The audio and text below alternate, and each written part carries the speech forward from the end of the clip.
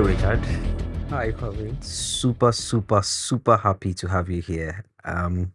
For me, it's I deem it's an honor to be in this seat. Speaking to exciting edtech founders who are leveraging on technology to number one, improve teaching and learning, and then number two, taking steps to improve overall education administration and delivery. Your name has popped up in a few conversations I've been in as a founder who has come up with this solution that is leveraging on the big buzzword now, AI. And, having this situation, getting you in and talking to you, you have no idea the joy in my heart. And I mean, I really hope I'm able to transfer that excitement and joy to the viewers who are going to be watching this. I want to really jump straight in and unpack all of the all of the things that you're working on with your product, etc. Well, Colin, let me put something. I think the honor is all mine, and I should say the amazing thing you're doing for the community. It's very laudable, and thank you for your selfless act for the community. I appreciate it. Thank you so much as well. Let me just add something else. And I think to our viewers, I'm sure a lot of us have seen, especially post-COVID, we've had this situation where there's been a lot of talk about having technology in our classrooms. We saw, quite visibly what happened during the COVID situation. We had schools closed down. We had a lot of teachers moving headless. We had students moving headless. We had parents moving headless. They didn't know what to do. And it really spoke to the fact that a lot of classrooms on the continent did not really appreciate and integrate technology as quickly as possible. And so I've been able to have conversations where there's this common thread that suggests that Africa was really behind in adopting and integrating technology. But on one hand, we can say we are thankful for COVID because it became that catalyst that's really sped up things. And, fortunately for me, sitting in that observer position, I've been paying close attention to, first the excitement, number two, the different actors in the space who are really, taking the bull by the horn and saying, technology is here, right? What can we do with technology in education? Like yourself, people like yourself. Richard, I want to ask, what's that aha moments that led you to create your edtech startup?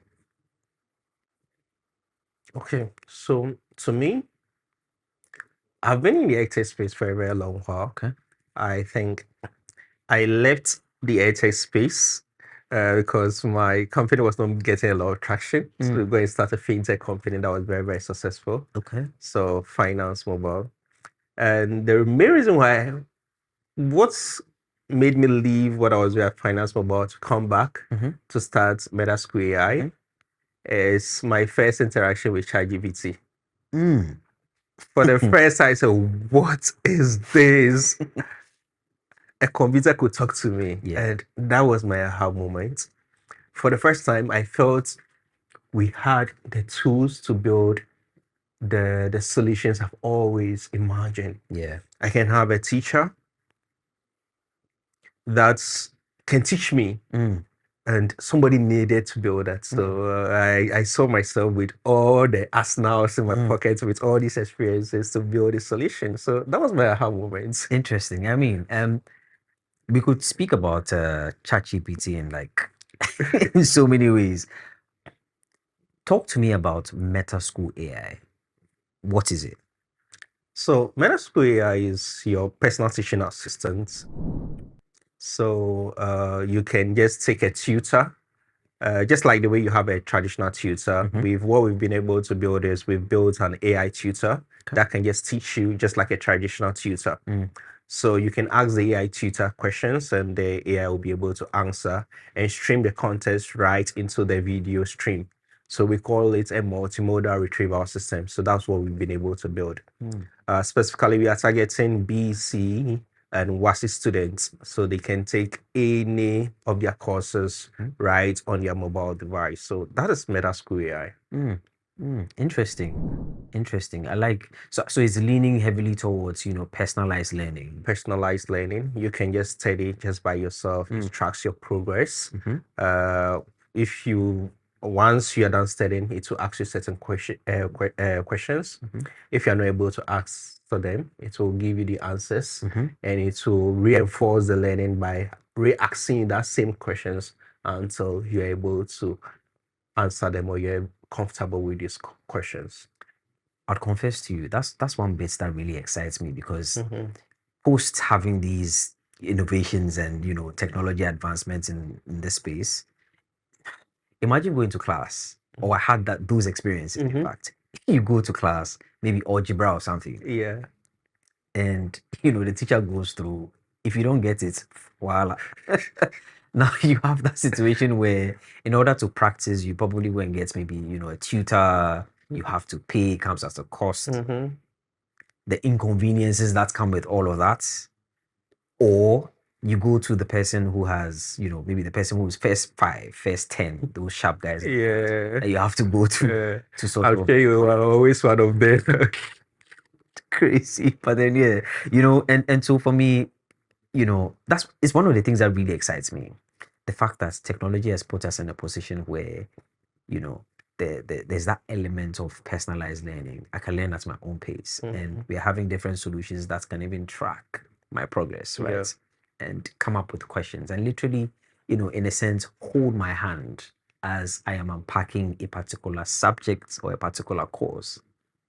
Really interesting. Tell me, or share with the audience some other exciting features about MetaSchool AI. So before I come to your question, one thing, last time I was watching one of the videos, elective maths of one of our teachers, and I was watching the video, and all I could ask, I said, I needed this when I was a student. I know that feeling. I know that feeling. Yeah. So before you can watch your own product and say that, no, I needed this as a student, it could tell you the real impact. So parents call in, and it's amazing. Some people from the market, and so it's in a local dialect we say, my child cannot pay, can you help me pay? Right. Like they just want to pay to use the solution. So back to your question, I think the amazing features that we have on our MetaSchool AI, we've been able to build a multimodal retrieval system, such that when you're watching a video lesson on MetaSchool AI, and let's say you have a question, you can just tap on ask question, then talk to the AI that, okay, the teacher said x minus 1 is equal to 3. How did the teacher arrive at this answer? And the AI will take over the teaching and explain it to you. This is amazing. And it's a problem almost every student has faced. Personally, mostly I do most of my studies on YouTube. So you go to YouTube, maybe you're watching a calculus video and the teacher does something and it's like, yeah, see. So what you go and look for another video to try to explain what did you understand. Now AI is solving this, and it's live today on the MetaSchool platform. Amazing. It's great.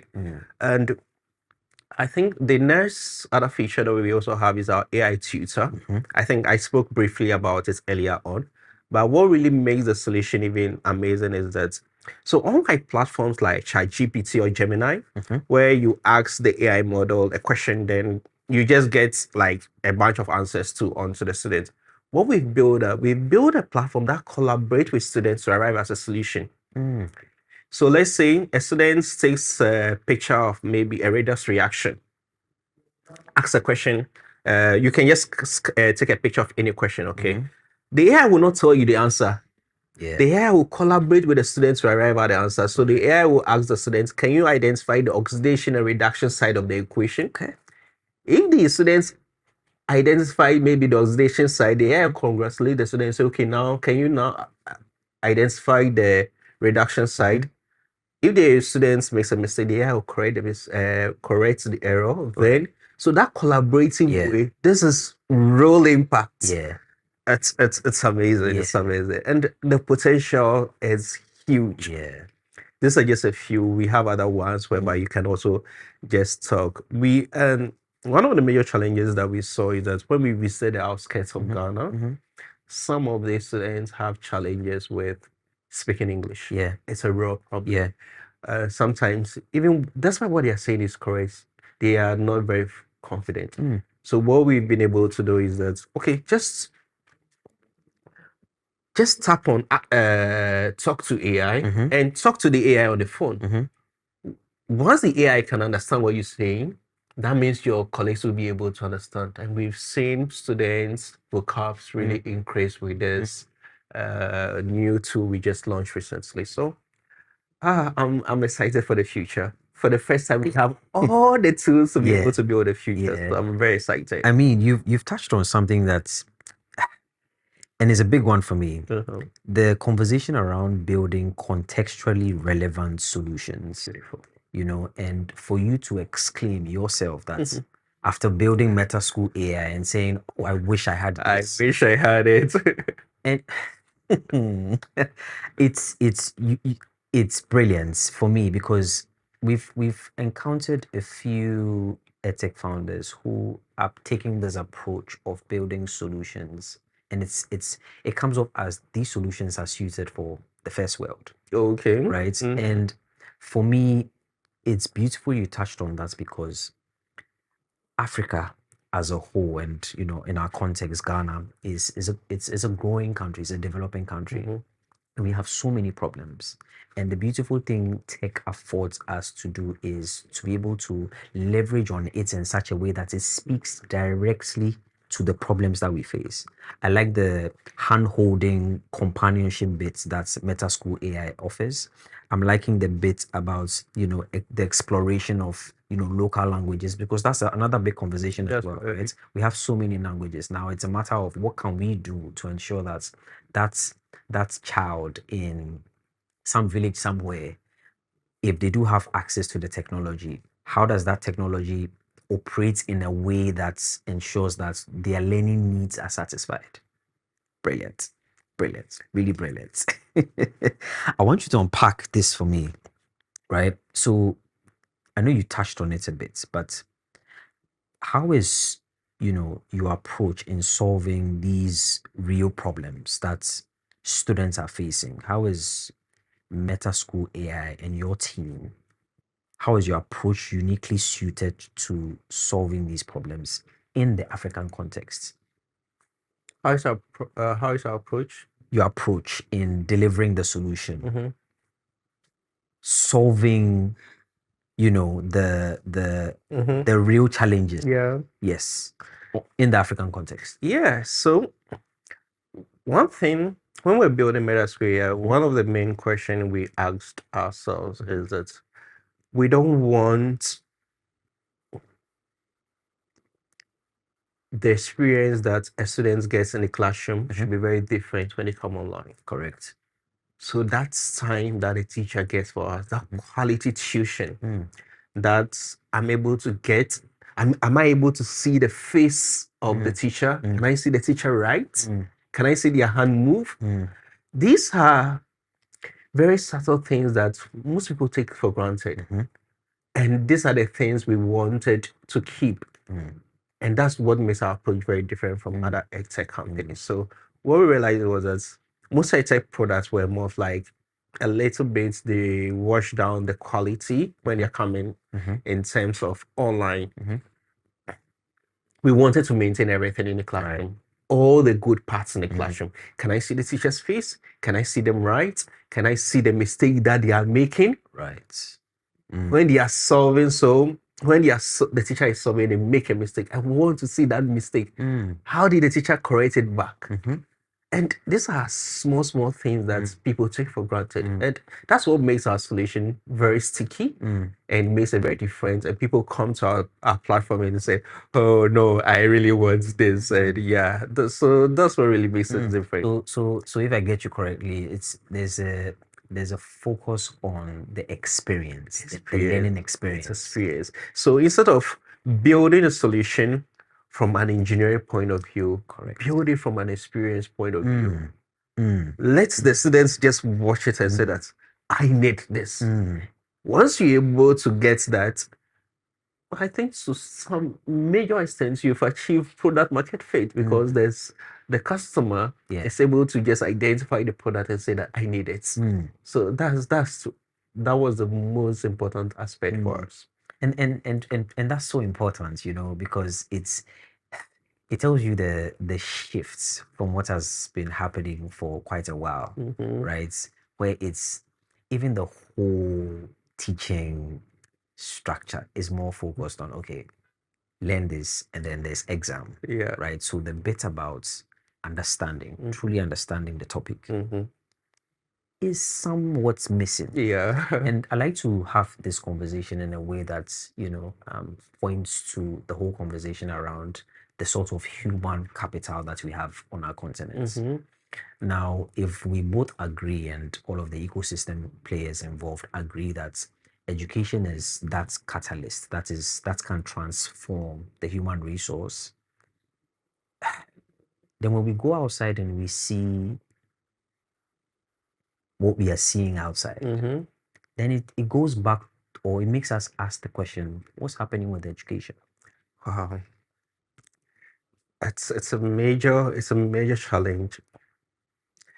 It's a major challenge, especially when you go to schools. Most at times, people learn as for exams. Yes. Rather than learning to enhance themselves. I think that's the major challenge. Once you learn for exams, like just learning to pass exams, and at the end of the day, you just forget everything. You end up back at square one. But when I'm learning something because I know that it's going to add economic value to me, it's really going to change my life. The approach is very different. It's very, very different. So those are the things that we try to do at MetaSchool. So one, what I explained with the AI tutor, the students, we don't just give you all the answers. We are collaborating with you. So you, the students, you have to come there with some knowledge of whatever you are. And instances whereby the student does not have that knowledge, we try to bridge that gap. And secondly, to making sure that the content is delivered in full, not a substandard content. So the content, the teacher comes fully prepared. I'm seeing the face of the teacher. Correct. Some platforms you go, all you are saying is just the teacher writing on the board. We feel it breaks, it takes away certain parts of the experience the students needs as a student. And these are some of the minor gaps we are trying to bridge, but they all come together to form a major gap. I mean, it's you touched on the points that I found interesting as well. The bit about transferring from in-person to online, there's a whole conversation out there. And so I'm seeing how your solution, in a sense solves that problem, because you'll be dealing with somebody who is there assisting you, taking you through the process, holding your hand, but it's online. Exactly. Interesting. I want to touch on next question. Entrepreneurship on the continent is wild, to say the least. Was there any moments, that made you go, let me just close shop and go and sit somewhere or find a job or do something else, or even leave this whole edtech space altogether? I think when it comes to MetaSchool, it's been several experiences. One, I think my first one was the content, quality of the content. Getting the teachers to understand that they are not in the classroom. Correct. So You know the way we teach in classroom, traditional classroom, the teacher is teaching and you ask the question, do you understand? Yeah. And the sorry, it was funny. Yeah. So then the teacher is teaching and you ask, do you understand? You're not in the classroom, so sorry. Then and it's not just one person, Yeah. but a number of people. And you have to correct. Sometimes we've made so many contents, we have to scrap everything away because we've identified certain minor changes that people will ship, but we don't see it as good content. Yeah. So we have to re-record everything again. So that's one. Building the content was tough. So that's the main thing. Building the content was tough. Getting the teachers, making them, psyching them to understand that, okay, they are just teaching to a camera and they should be comfortable with it. So it was very, very tough. And we are dealing with over 45 plus instructors. So that was quite huge. And secondly, you finish and everybody wants your solution for free. This conversation, we'll get on that. Everybody wants your solution for free. So when we launched earlier on the solution, okay, we open it up for free. And then we later we place a paywall because we had more content then. Then you people come and reach it like, why are you guys charging us for this solution? It should be for free because the quality, and you know the reason why they'll give you the reason they're giving you for the solution be the main reason why you should be charging for the solution. So why are you now charging us for this solution? Because I'm very addicted to this. I spend so much time on this thing and it should be free. Yes. And we'll also find a nice explanation to give. It's amazing. Yeah. And traction, it's unlike other fields where it's easier to get traction. Traction in edtech is very, very difficult. That's to be said. Yeah, it's very, very difficult. People see edtech in Africa as a luxury product. So it's like, okay, when I have the money before, I'll be able to pay for a solution like this. They don't see it as something it's very urgent. So it's very difficult to really building traction. And once we build a traction and we build a very good customer base, that's when things become stable. So right now, I think we are making very good revenue right now. We've been able to sign some very huge contracts with some major telcos. So I'm very, very happy for this year. Amazing. But I want to take you back a bit. Why? Why is it difficult to get that traction for edtech? Yeah, because in Africa, people see edtech products as luxury products.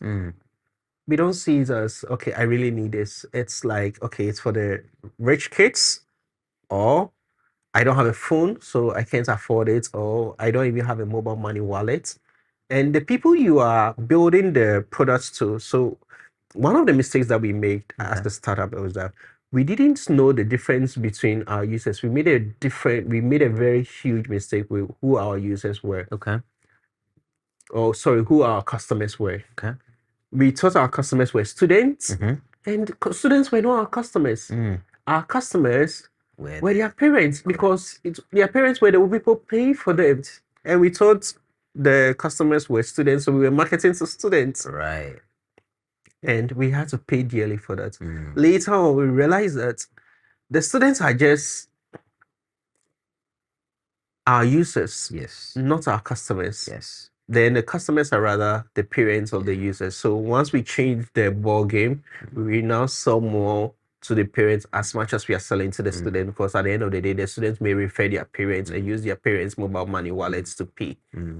But back to your question, the main reason why we are really not getting major traction like other fields like fintech or whatever is because still the parents still see edtech as a luxury product, unlike during the pandemic whereby, oh, we need this. Exactly. It's like right now, okay, if I have it, I will be able to afford it. So that's the main thing. It's a want now rather than a need.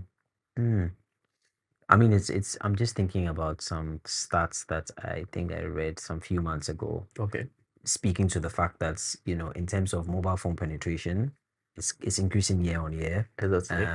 In terms of data internet penetration, it's increasing year on year.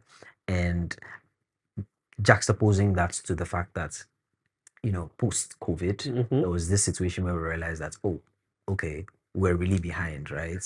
And so the expectation really is to get everybody will actually be jumping on the bandwagon to say, okay, no, like we really need to incorporate tech. But I guess what you are saying and the insight you are sharing now is speaking to the fact that, well, maybe the change is slower than we think, despite the gains being made. Yeah. And so with having solutions like yours, you still have a chunk. And this is even maybe people within even the middle class thinking that, having access to these sorts of solutions are quote unquote a luxury. Yeah. Which is interesting. Yeah. Really interesting insights. Do you think it'll change? I think it's about policy. One Okay. major thing is going to be our policy. Okay. So one thing I saw somewhere last year, the government was started distributing tablets to schools. Yes. This is very Yes. huge. If everybody student has a tablet, the next thing I need an app to be able to learn. Yes. Yes. So then you move from being a luxury product, because what makes it a luxury product is, one, I don't have a mobile phone. I can't afford data plans. So there are lots of barriers. Once we're able to break the barriers down, then it's like it's a need now. And two, policy. If students, how do we give assignments today? Everything is shoe book, traditional, the way we used to do, the way our grandparents, our great grandparents did. But most schools in the US today, they'll just give you an assignment on a portal. You go home. So you know that you need a tablet to do it. Yeah. So because the assignment is there, you submit the assignment on a portal. There's no need for you to bring paper to school or a book to school. So these are things that need to change for EdTech solutions become a need rather than a luxury.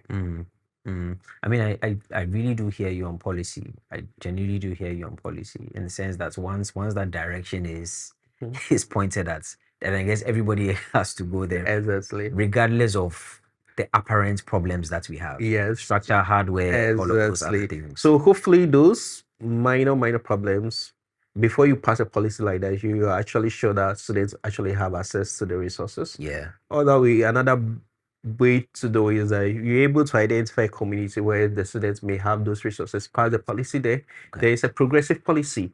So this policy affects just this region for now. Okay. Then second, maybe year 2, we've been able to expand access to this particular region. And so it's a progressive policy. We give ourselves a 10-year lifespan, and we're able to really move people from the third tier to second tier or the middle tier, which is where we really need to move the population. I like that you've mentioned that, because I think most often when you speak to or you interact with stakeholders, etc., there's this, I'm tempted to say, a pessimistic approach, right?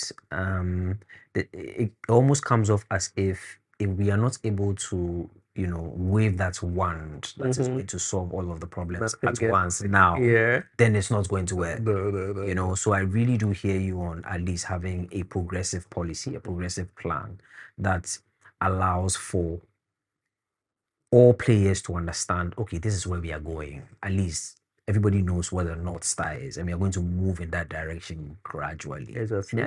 And I think especially for our context, especially on the African continent, that makes sense. It makes a lot of sense. That way we're able to give a timeline to ourselves. We keep our leaders accountable. Yes. And we can get there as a people. Yes. Yes. Absolutely makes sense. Absolutely. It's interesting you mentioned it, because it's something I've been thinking about, and sometimes it comes off, it rubs me off a bit wrong. I don't know, quite wrongly, because I'm like, where are we going to it's or maybe Elon is coming to buy forget it. But I mean, it's I liken it to even our lives, right? At some points, maybe you don't have money, you don't have knowledge, you don't have friends, but you take it one step at a time. You set the goal, and then you take it one step at a time. Anyway, Richard, I'm enjoying the session though. I am as well. It's I think EdTech, conversations around EdTech is really exciting, because it's directly linked to human capacity and human competence. So it is interesting. It's interesting. Richard, if you had unlimited funding today, Mhm. what's that one thing you do to transform education in Africa? I want you to dream as big as you can. Very If I big. had unlimited funding, Yes, funding is not a yes, problem. What will I do to yes, transform education in Africa? yes. Wow. Maybe what I'll do is set progressive targets. Okay. A progressive target. So I will not try to change education. Mm. Like, because I have unlimited funding within a year or two, Mm-hmm. I'll give myself within a 10-year plan. Mm-hmm. And my dream is to go fully digital, all schools. Okay. And just as I said, maybe we may start with West Africa. We may use West Africa as a case study, or maybe just 2 or 3 countries in West Africa just as a case study, and make sure that the model actually works. Okay. Once the model works, then we have the playbook. We've confirmed that this playbook actually works and expand it. And what do I, the deeper thought is to make sure that every student has access to a tablet or a computer right in school. All assignments, all teaching just goes through the portal. And secondly, to make sure that students do not learn for examination purposes. So if maybe I'm in grade 6 today and I want to take the BEC, I should be able to take it. If I think I'm prepared to take the BEC, I should be able to take it. Okay. And those external examinations will not have like a definite timing where they need to be taken. So let's say in Ghana like this, I don't know what it, let's say the SSCE happens, the WASI happens maybe in June. Just make it such that students can enter into the examination time any time of the year and take their exams, any external exams. And that way, when I go there, in that way, you bring all this cheating that we are seeing in schools down. Because I know that I'm going to go into a prometric center to take my exam. I have a camera on me. And I will go there when I think I'm ready. So it's not like everybody is being forced to take the exam at this particular time. Okay. That way, that's what breaks all this sort of cheating. Everything is digitalized. I go, the AI is looking at me. I take my exam. Once I'm done, I'm off. That way, and that's what I also said. You don't necessarily to be at a certain level to take the exam. If I feel I'm ready to take the exam, I should be able. Yeah, so these are some of the challenges or main differences I will make.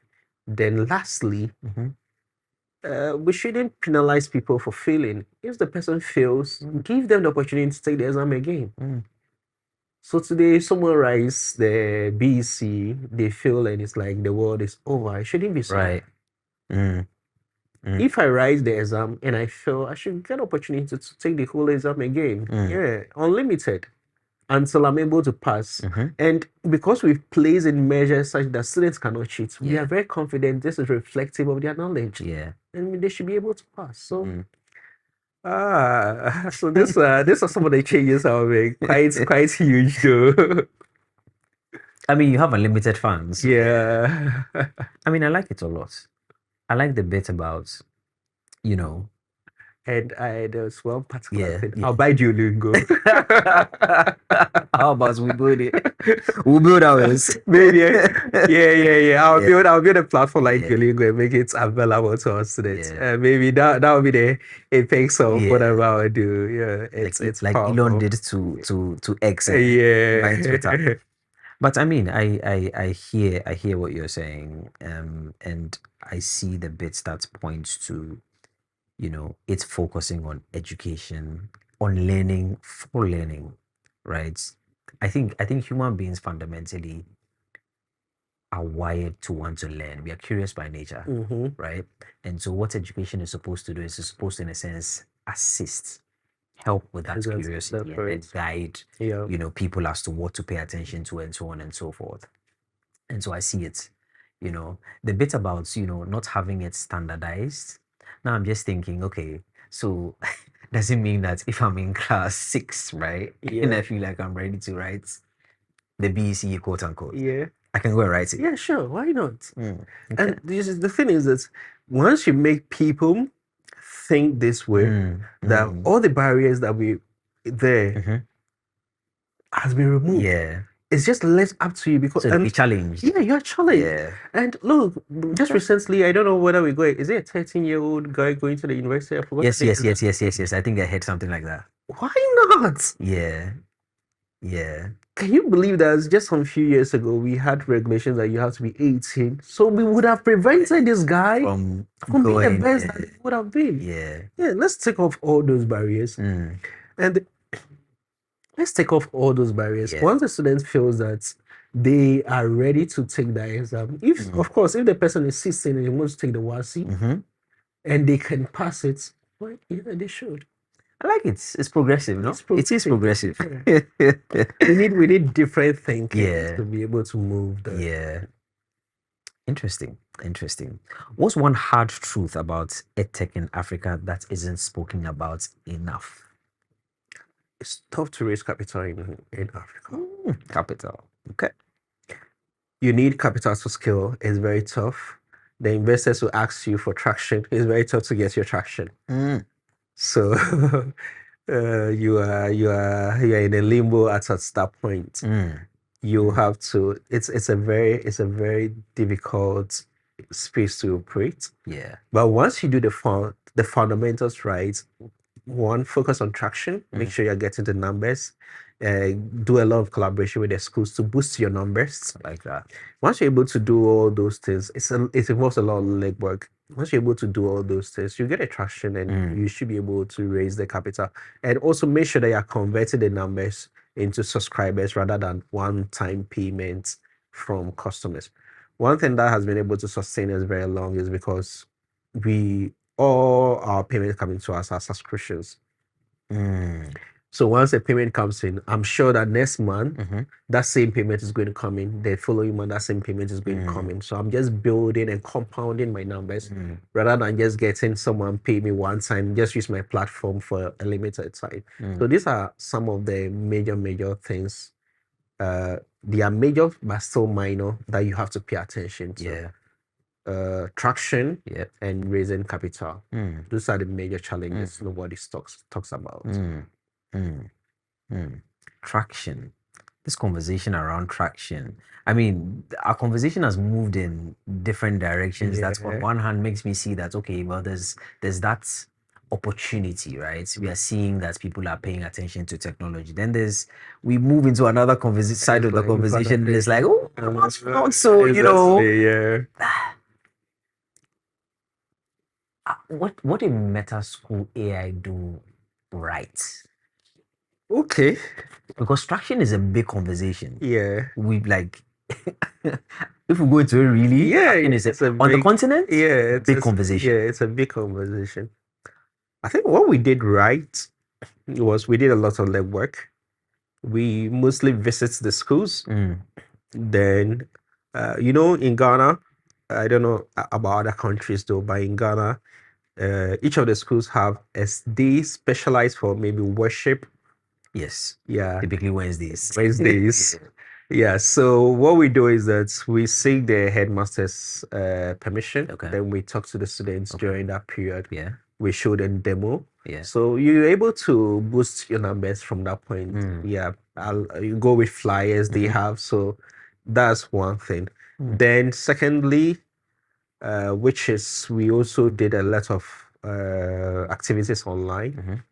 There are already some established Telegram groups. Yeah. You see a lot of some groups have about 40,000, 50,000 students. Interesting. So you hit the admin, guys, we need you to help us promote this solution. And sometimes you just come to an agreement. And just one post is able to reach. And all your target markets actually sitting there. You're able to hit them. So I think that's also boosted our number. And the others are the YouTube videos, the activities we do online. Yeah. And we take LinkedIn very seriously too. We've got a lot of people hitting on, knocking on our doors just to invest. And as just because they saw our LinkedIn posts or they've seen our content on LinkedIn. So just as you are paying attention to the TikTok, to the YouTube, make sure that your content on LinkedIn is very, very consumable. It's good. Yeah. I mean, for the EdTech founders, entrepreneurs in the house, I hope you are paying attention. Just drop I'm giving all the some really sound strategies that I think, a lot of EdTech, specifically EdTech founders, are supposed to be paying attention to. And for me, one of the goals of this activity that we're engaging is to pretty much put the spotlights on founders like yourself, put you out there, amplify, get people to see the amazing thing that you're doing in the space. So this is absolutely amazing. Yeah, Kwame, let me add one very important thing. Sure. So when we were doing the legwork, one of the major challenge we identified was that some of the schools, once you visit them, they'll tell you that, well, they can't give you the platform unless maybe you have permission from GS. So it's quite very easy to just go to GS for an introduction letter and just tell the school that you have permission from GS to speak to the student. Right. It solves about 80% of the discussion. Once you just tell them you have permission, especially if you are dealing with the public schools. Yeah. If you are dealing with the private schools, mostly it's just the headmaster and mistress giving you permission to just speak. But mostly with the public schools, just go to GS for more of like a letter of introduction, introducing you to any other schools, and it makes the conversation 80% easier. So. Yeah, and I think that's a good point. That's a very, very good point. I needed to keep that in. Yes, it's a really, really good point. And so, I mean, especially for the Ghanaian EdTech founders, point of note, if you want to have some access to the schools, go to the Ghana Educational Service. And I think across the continent, I'm sure all of you have the ministries of educations and their agencies that would open the doors for you to at least reach the students and the teachers and the schools that you're trying to impact.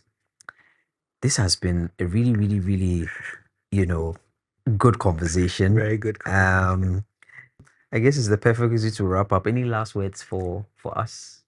I think we've said everything. I've enjoyed the conversation. Thank you so much for having me. It was fantastic having you as well. I really, really, truly enjoyed the conversation. I wish you and the team at MetaSchool AI all the very, very best.